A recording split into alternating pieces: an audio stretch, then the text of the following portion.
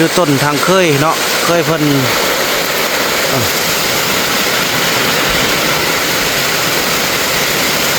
แปลงเงินให้เมียเนาะอดทนเอาฝนมากกระน้ำแห้งขนาดเลยพี่น้องเอ้ยเมทัลแพทย์กับปบซ่าเมื่อกี้น่ะเมทัลแพทย์เป็นเมทัลแพทย์เองเงินตัวเองมีไปมางฟ้า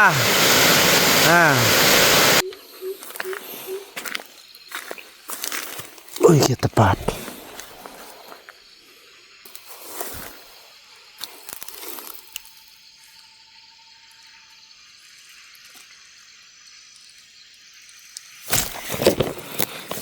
เห็นเลยอย่าสิบแรงพนันนะหน่อยเนี่ย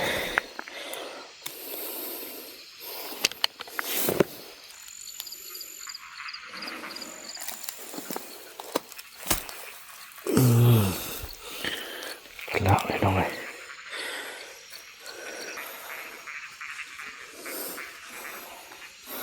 โอ้โหพญาขันโคกนึกว่าตัวอะไร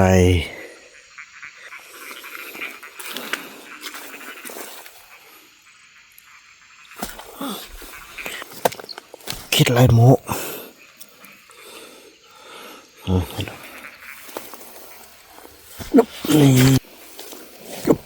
่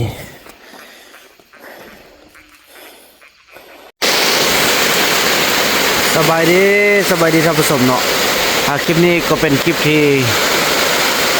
ฝนตกพี่น้องเอ้ยป๊อดพี่น้องเอ้ยเนาะเนี่ยดูต้นทางเคยเนาะเคยเพิ่น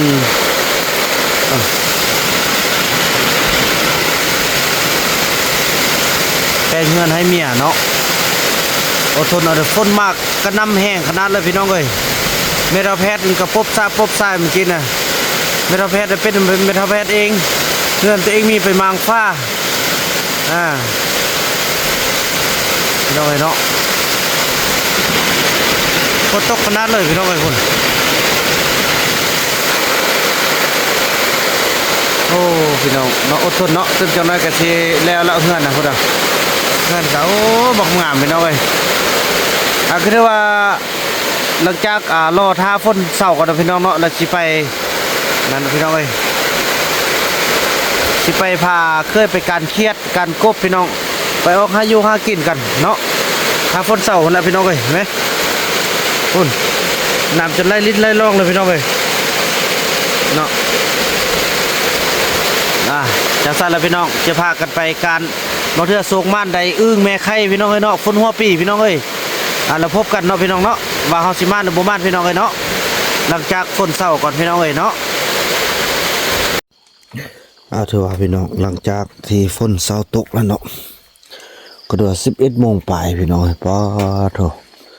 สิไปปลุกเคยกะมาปลุกแหละบ่เป็นไรไปผู้เดียวเนาะไปเอาพี่น้องจะก็นอนได้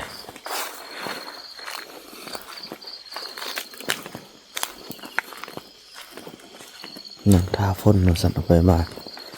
กลัวฝนสิเศร้า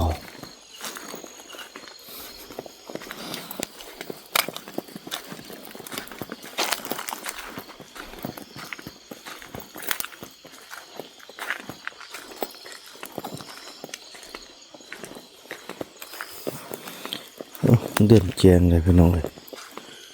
จะได้กินเยอะเลย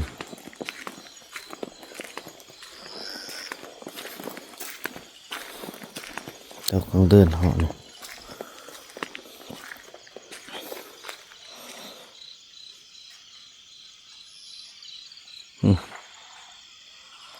เดินแจงพี่น้องแจงก็ไปตามแจงเลยเนาะมันคือเจ้ากัดการอยู่พุ่นเนาะ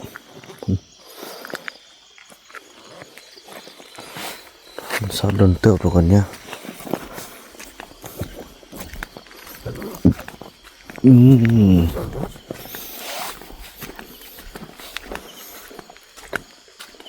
โดนละที่บริการเครียดพี่น้องเลย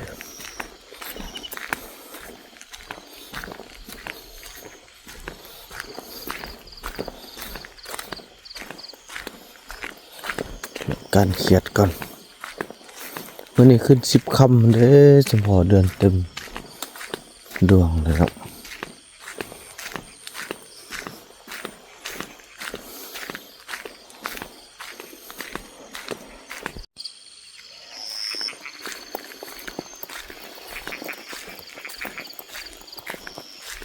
ตัวนี้มาฮอดอยู่สวนเขาละ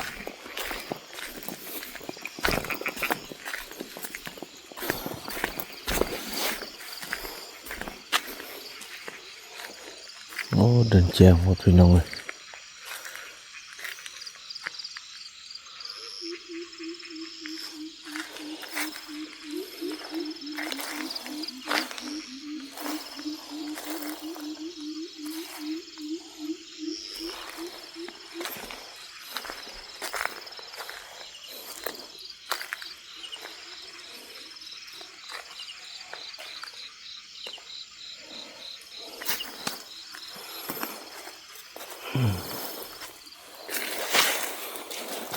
โอ้ตัวนี้เนาะ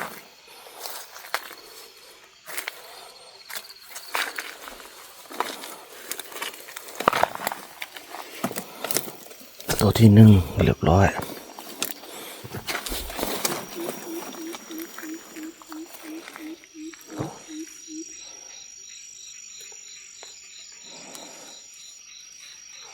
ใส่ของไว้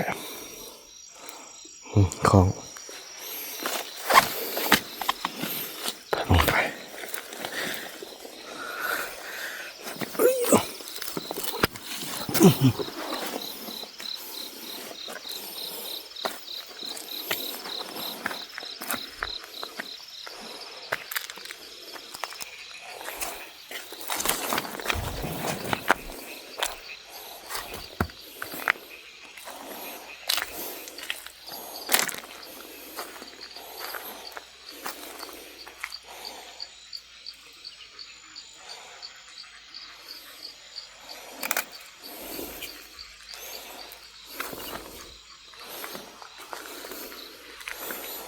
ไม่เคยเห่อได้นี่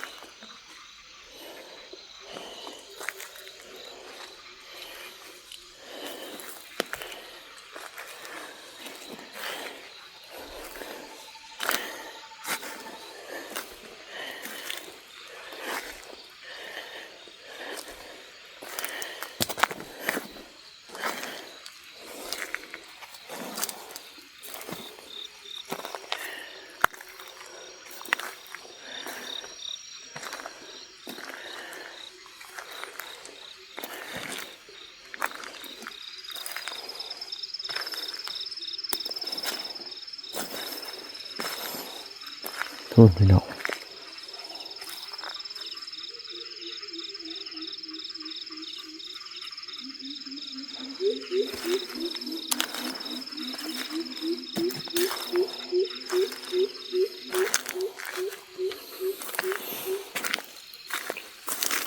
โอ้ยเกียรติปาด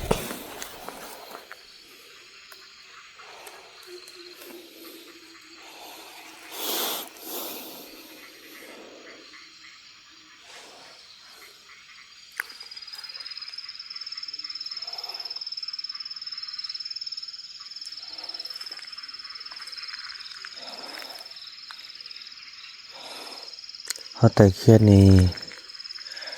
เบิ่งตัวนั้นเลยพี่น้องแซงแมงมุมกับแซงเคียดจะต่างกันเนาะแซงเคียดมันจะออกสีแดงแซงแมงมุมจะเป็นสีซิ้วพี่น้องโอ้พี่น้องจำแนกแซงบ่ได้นะ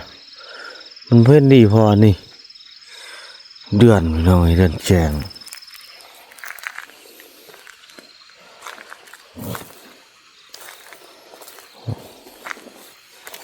ป่าจังสีแหละพี่น้อง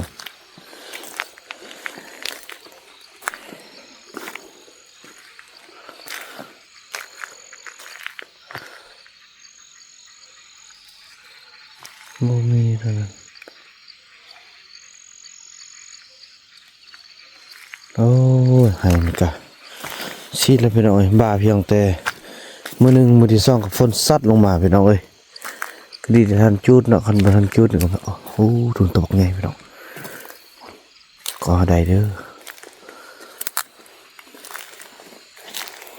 วิธีไต่เกียรเห็นเราต้องจ้อง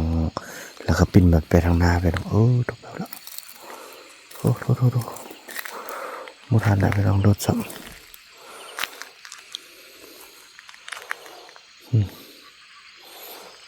นี่ก็ดีที่เขาท่านได้จุดพี่น้องเลยเนาะ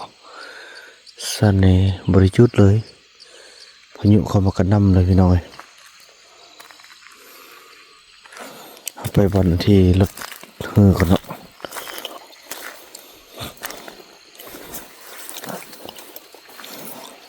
แต่เครียดเหมือนกันน้องหมดขึ้นมานี่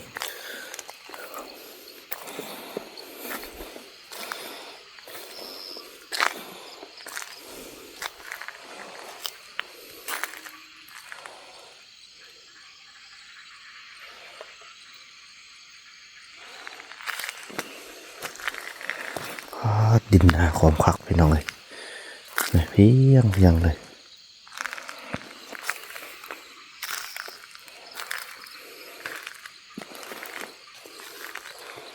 คิดในสมัยดีอยู่เนาะไม่เป็นจุดพี่น้องเลย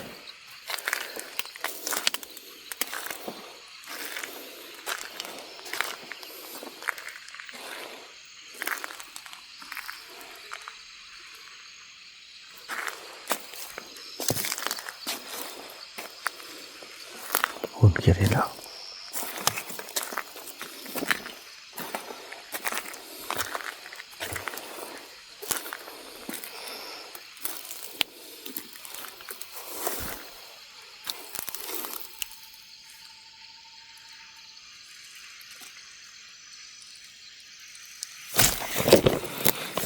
เห็นได้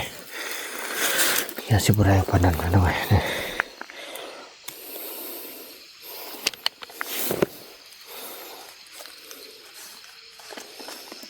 เขียตกง่ายตัวนี้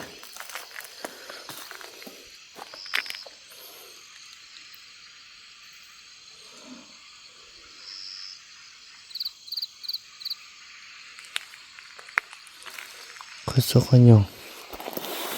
บนแสงดียอนั้นเดินแจงจริงเขียตกมันก็ไล่เลย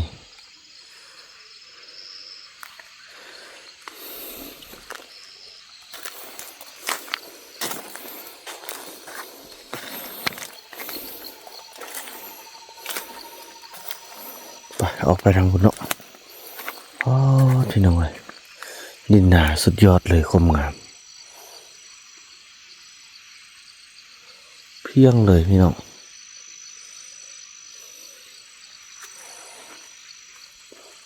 ไปหาออกไปทางนั้นเนาะไปไต่อยู่พุ่นพอบางทีเขาจะดุดนะน่าจะเครียดน่าจะออกเนาะแล้วเขาออกมอดพี่น้องเลยเห็นตัวหนึ่งพี่น้องเห็นบ่คือกองเห็นบ่พี่น้องเลย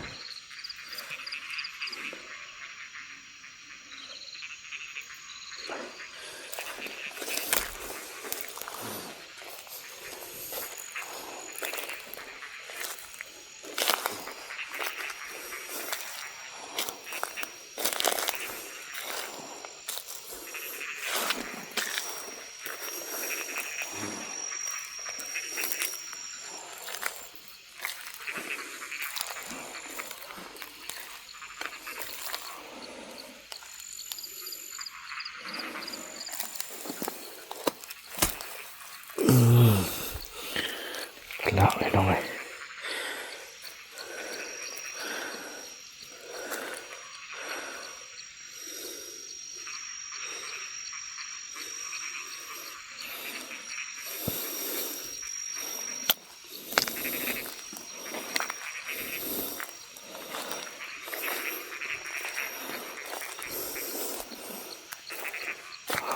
ถูก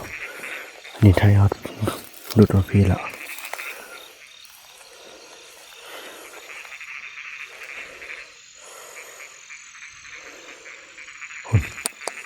โอ้ตัว ยังพี่น้องโอ้ยหมกแล้ว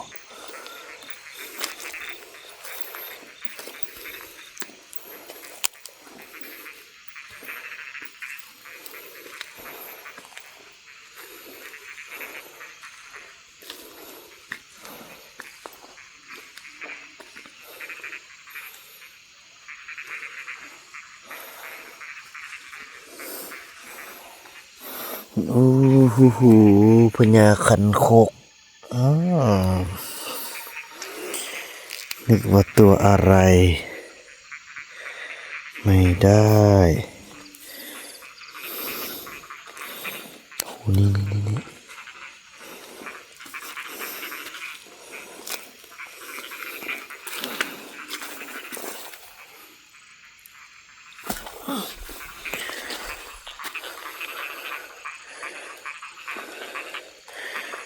ก็งานนี่วะโอ้หุ่นตัวนึงโอ้หุ่นตัวนึงแต่ทำไมนี่ก็เนาะ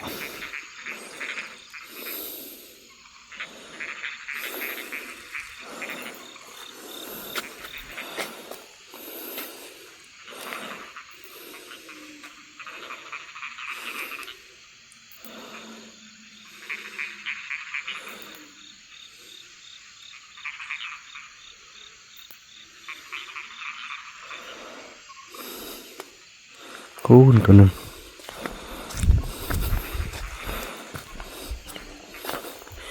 บอกพี่น้องน้ำนะฝนตกในยังก็มีน้ำแล้วนี่โอ้ดองไปแล้วโอ้บ่ทันเนาะแน่บ่น้ำฝนตกทีเดียวก็มีน้ำแล้วเนาะแค่นี้มีน้ำหมดเลยแค่นี้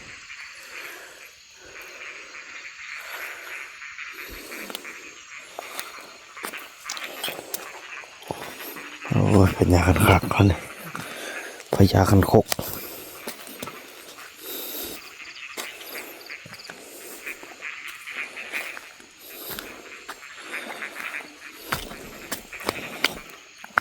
เข็ดนี่เดี๋ยวนี้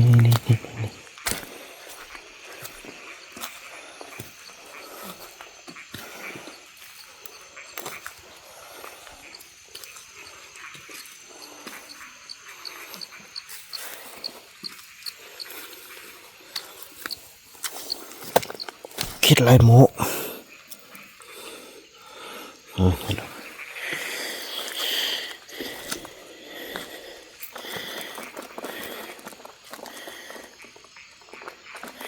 โอเคนี่ไทยหมดแล้วเนาะโอเคนี่ไทยหมดแล้วโอ้เขียดสงสัยจะได้ปลดเกลือไว้นี่แหละพี่น้องก็มาจะมาไว้เอาเนาะ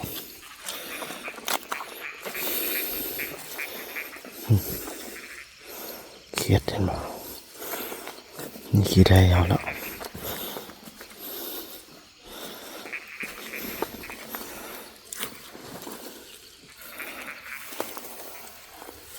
นี่โอ้ตัวนึงโอ้แค่นี้มีเขียดลายแท้พี่น้อง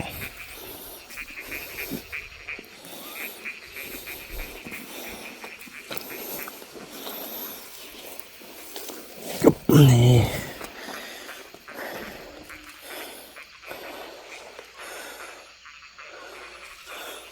ตัวนึงโอ้ยสลบ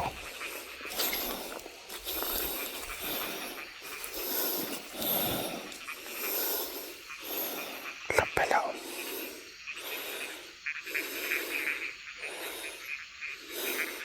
ตัวนึง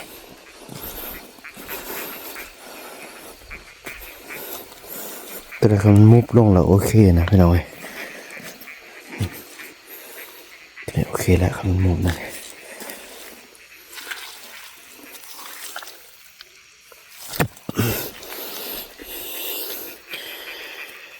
เกือบนี่เอาไว้เสียถึงสารได้มองได้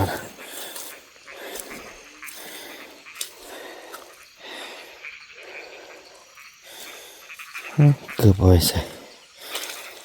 กี่ขวบปลดเกือบไว้นี่อยู่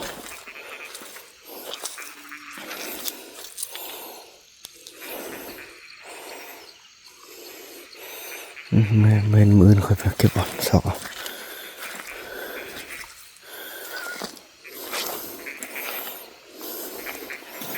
นี่กลางส่วนที่จะได้เสียบมันในเสาลีเลยนี่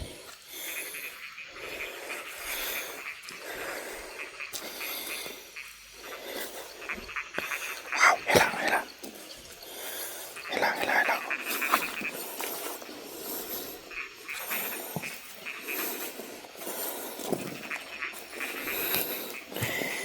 การไต่เคียเราต้องปิ้นมาทางน้ำมันพี่น้องมุบลงแล้วโอเคแล้วเห็นว่าคันหมดเลยนี่นี่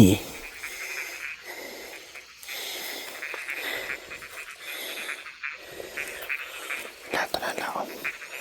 โอ้พอมีอยู่พี่น้อยโอเคมุบลงเลยได้เหลืองสุดยอด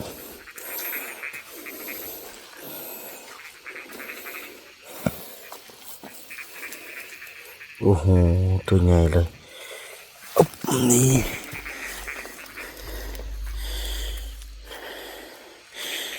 แต่บริเวณเฮอร์เนียมันมืดกันไปหน่อย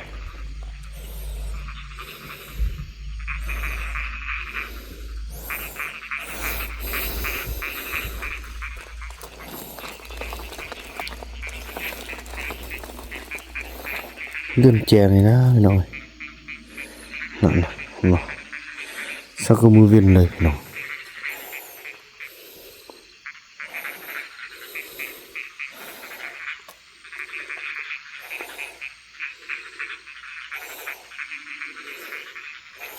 คอยสังเกตดูพี่น้องเนาะมันแผ่แสงจากแสงเดือนเนี่ยพอมันนี่ก็ขึ้นเก่าคำละมันนี่นะ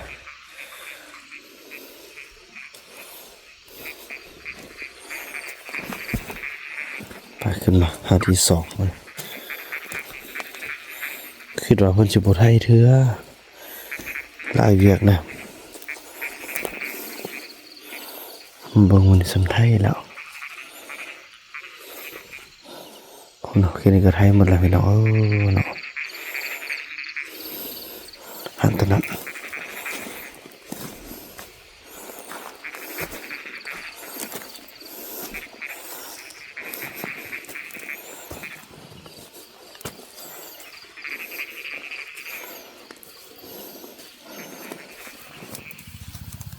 ปุ้มตัวน้อยก็เก็บเอาอย่าง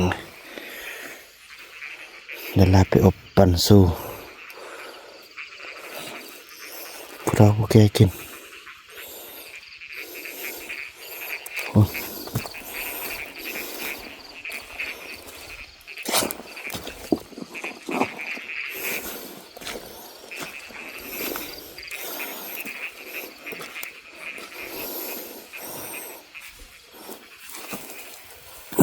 บ่มีตัวใหญ่พี่น้องเนาะเป็นตัวหน่อย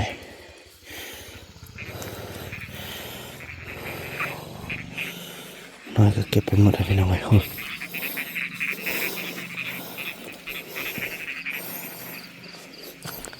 ใส่สองตานี่โอ้ตัวใหญ่ด้วยนี่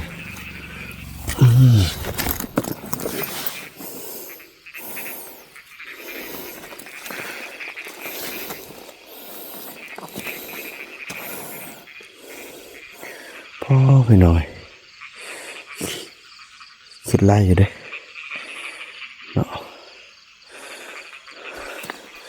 คนตัวนั้นตัวใ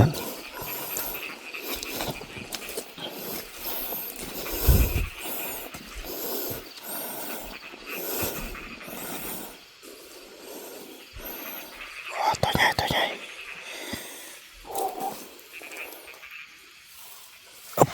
นี่บดมากันเด้อพี่น้องเด้ออันนี้คือวิธีชีวิตแบบบ้านๆเฮาหาเลี้ยงชีพเด้อพี่น้องนี่ตัวนี้จังแล้วถ้าบ่หาก็บ่ได้กินเด้พี่น้อง เงินซื้อกับบ่ไหวเด้พี่น้องเนาะโอ้โถหมกตีบเขียดนี่แล้ว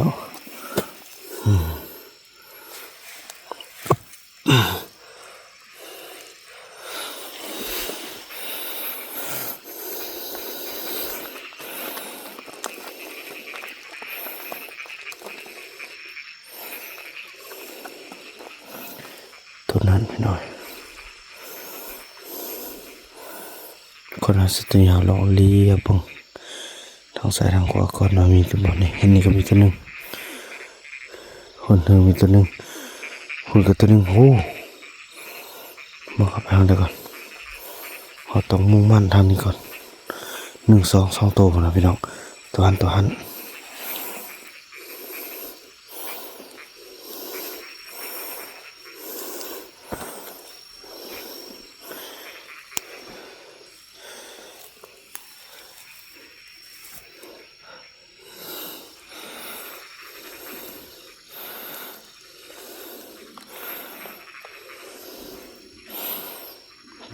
้นนั้นไม่ใช่แล้วต้นซอยตึมหนึ่งเลยพี่น้องเห็น2 ตัวกินสงสัยสิดูดไปแล้วเนาะ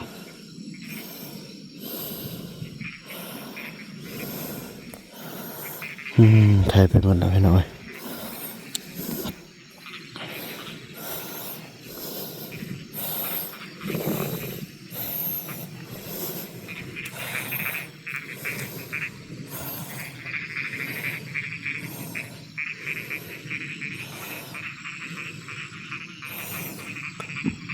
บางทีอยู่ใกล้ๆเขาก็บ่เห็นเด้พี่น้อง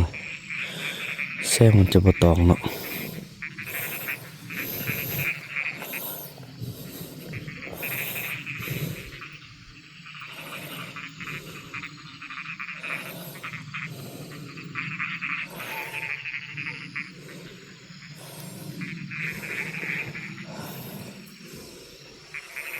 กินไปเสียหมดแล้ว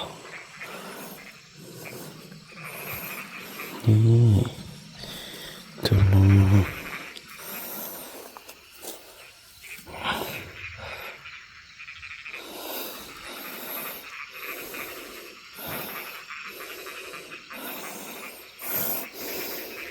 นั่นตัวนึงก็2 ตัว1 2เลยเรียนกันแล้วเจอเด้อ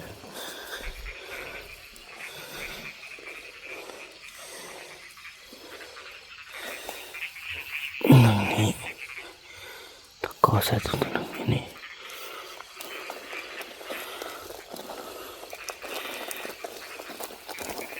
มันได้เข็ดเนาะโอ้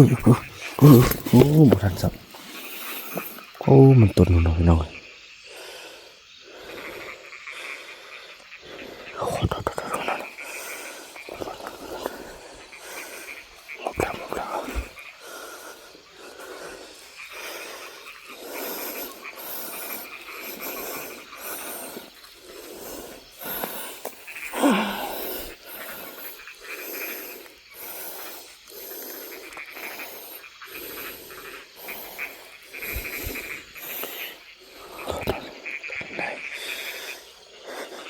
ตัวนี้กับแม่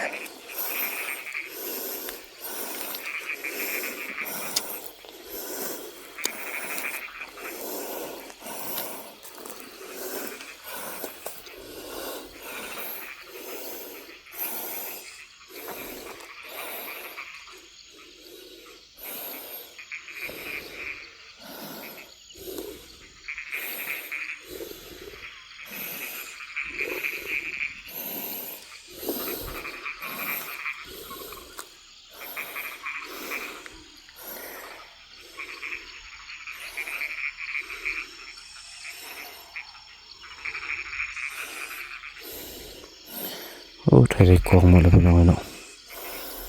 ต้นเวียนกันมาเบิ่งกันพี่น้อยพุ่นพวกนั้นกะ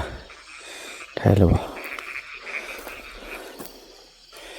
โอ้คนกระแทงคุยกันนะคือกันนี่พี่น้องซะก็มือเวียนเลยพี่น้องไหมบ่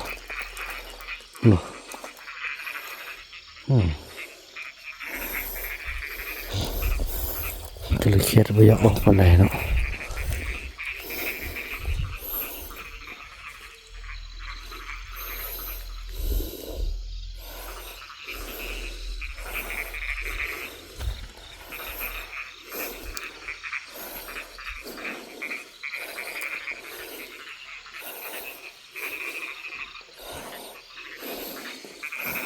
โอ้โหมันตุ่มโอ้เด้อ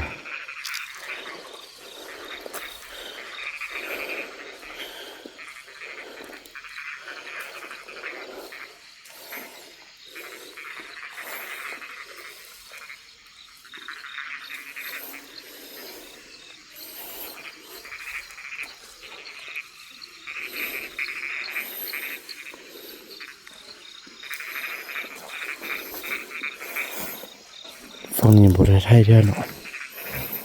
ทั่วน้ำมันซึก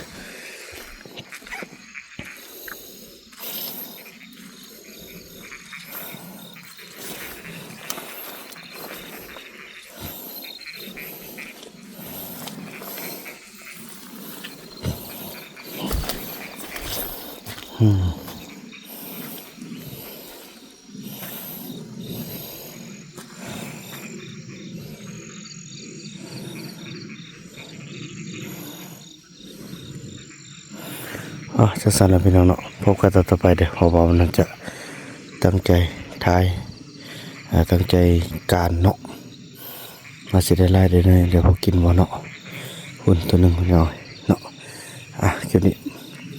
ปักสมนิกรพี่น้องพบกันต่อไปเนาะแล้วเขาก็ได้มาฮอดลุ่มพี่น้องเนาะโค้งมาจะถึงพี่น้องมาสำรวจเบิ่งเนาะมาลุ่มนี่แหละก็เห็นตัวนี้พี่น้องเนาะ1นี่2นี่ตัวเรื่องนี้ก่อน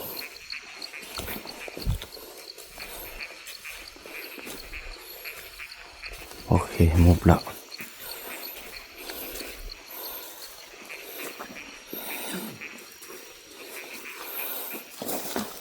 โอ้โหตัวใหญ่เลยเนาะแล้วก็ตัวนั้นตึมนี่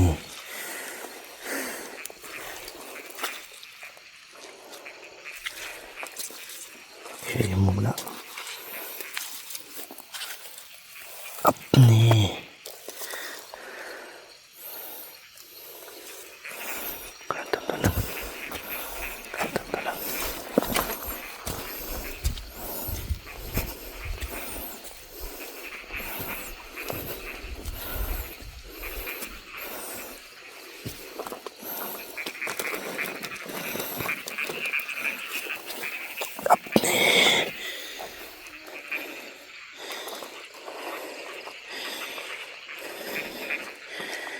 มีบงอยู่ตรงนี้พี่น้อง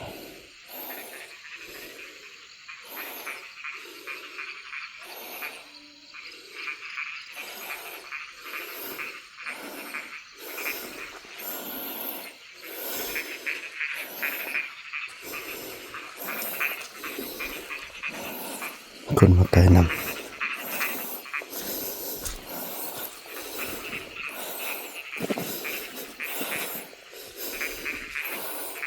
เกินน้ำวาได้นี่ดิจงไว้โอ้โธ่คือบอกเงาแล้วจะได้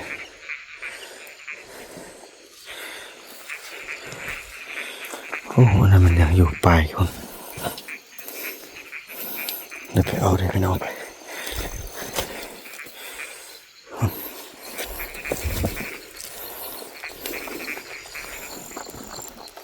โอ้ไก่คนเนาะไก่คนกิตบาท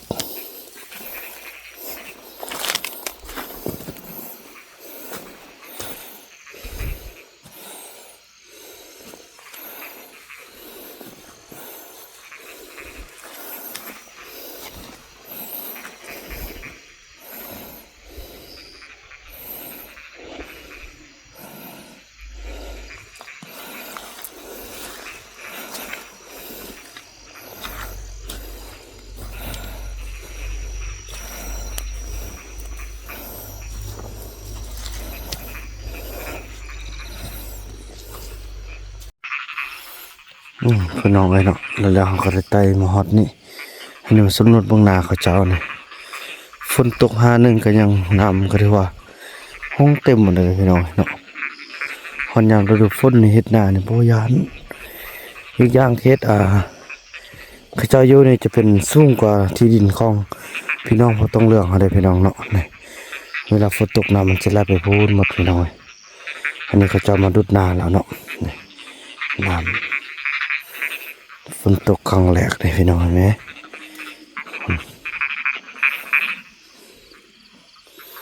ฝนตกครั้งแรกน้ำก็เต็มเลยคนครั้งแรกแห่งปีพี่น้องนี่คนน้ำนะน้ำอยู่ดีขนาดเลยพี่น้องคนน่ะสุดยอดเลยพี่น้องไอ้น้ำนะน้ำก็แท้เลยพี่น้อง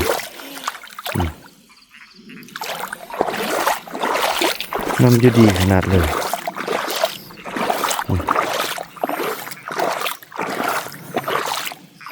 พี่นาเขาเนาะหาเงินหาคำไทยนาให้เฮ็ดนาให้พี่น้องเขาต้องเลือกเขามีตัวสุดๆในดินในดอน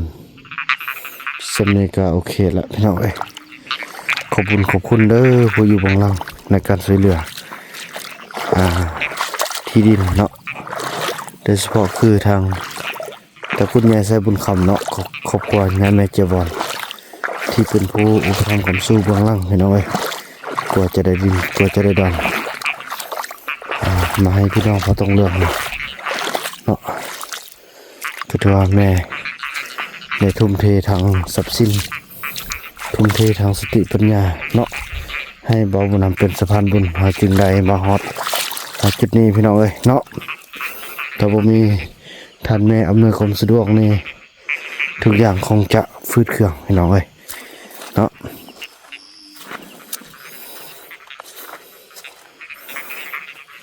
การกลับกันพี่น้องเนาะพี่น้องเนาะกาถือว่ามั้งเกือบก็ได้เอามาแล้วได้ด้วยนึงพี่น้องเนาะก็เฉพาะเฮ็ดจุเฮ็ดเจียวสู้ไม่เท่าสู้ครอบครัวกินพี่น้องเอ้ยจะได้การกลับกันมานี่ได้อยู่ประมาณ5 ขีดพี่น้องเอ้ยเนาะมันก็บ่ทันออกลายเนาะยามมันก็แบบมันแจ้งนะพี่น้องเอ้ยเนาะมันแบบว่าบ่เห็นดีนะพี่น้องเอ้ยคือกับบ่เว้นเลยพี่น้องมองไหมเนาะมันการก็บ่ค่อนข้างจะเห็นดีพอมันเดือนเพ่งพี่น้องเดือนขึ้นเนาะ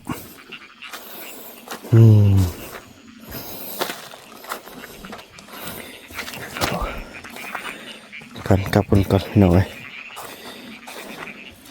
โอ้อันนั้นมันแซงบ่แม่นแล้วนะโอ้พี่น้องเอ้ยดินหาเพียงงามเฮ็ดหน้าเนาะสุดยอดเลยการแคมน้ำแคมทางขึ้นบ้านเลย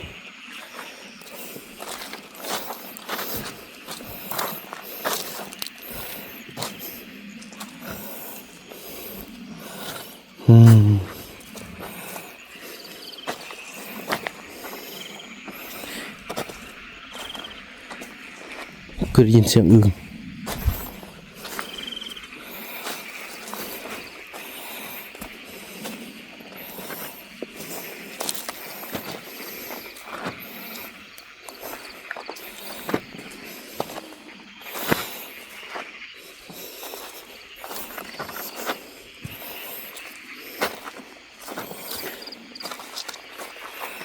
ถ้าวันนั้นเนาะท่านผู้ชมเนาะถ้าว่าคลิปนี้บ่าวนำขออนุญาตจบคลิปกับสำนีกันเนาะ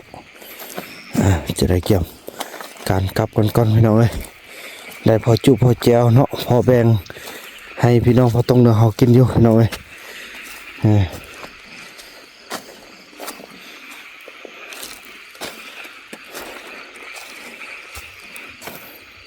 อันนี้เป็นฝ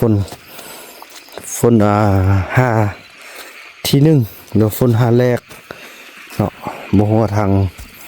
ฝั่งไทยเอิ้นว่า5บ่เอิ้นเมียงพี่น้องไอ้ฝนหั่นน่ะฝนมาสุดที่ 1หั่นน่ะเอิ้นนะอยู่ฝั่งลาวเอิ้นว่า5ฝนเนาะ5 ฝน5 ที่ 1ของปีเนาะเกิดว่าได้พอจุพอเจียวปั่นผู้เฒ่าผู้แก่ปั่นพี่น้องเขาต้องเหลือหอกกินกันพี่น้องเอ้ยเนาะหากินแบบบ้านๆเฮานี่แหละพี่น้องเอ้ยถือว่าจังซั่นพี่น้องเอ้ยบ่าวนำจะข้ามไปไกลน้ำฝั่งนั้นเต็มแล้วก็เกี่ยมการกลับขึ้นไปถึงพุ่นเนาะถือว่าคลิปนี้บ่าวนำขออนุญาตจบคลิปสักนิดก่อน แล้วพบกันไหมในคลิปต่อไปเด้อเนาะคลิปนี้บ่าวบุญนำขอกล่าวคำว่าสบายดีโอ้ตัวอย่างไรมันนู่เลยดิ